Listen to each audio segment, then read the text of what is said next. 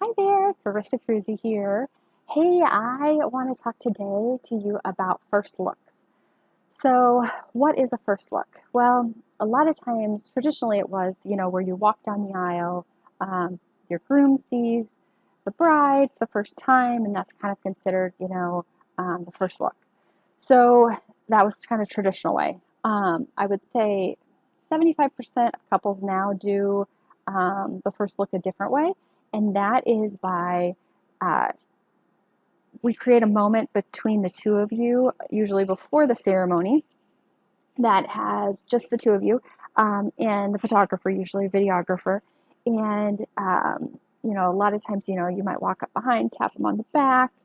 He turns around. It creates more of this really exciting emotion between the two of you because it's just the two of you. I tell my couples that usually when you're walking down the aisle, there's so much going on. There's so many people, so many eyes. You're not used to probably being the center of attention.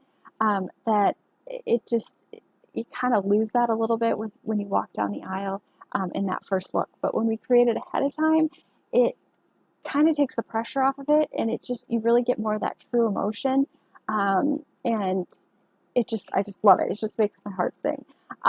So I would definitely recommend a first look, just because a couple different options or a couple different reasons. Because first off, because kind of what I just said, and then secondly, you get to spend more time throughout the day together, which is um, totally exciting because why don't you want to spend more time with your future husband or in the day? And then three, you get more photos from the day. So because you're not rushed, if you wait and do it after, if you wait and do traditionally, then you have to try to squish a lot of photos in before the reception starts. And usually you might have an hour, hour and a half at most. And you have to do your wedding party, you have to do bridegroom and family photos all within that time.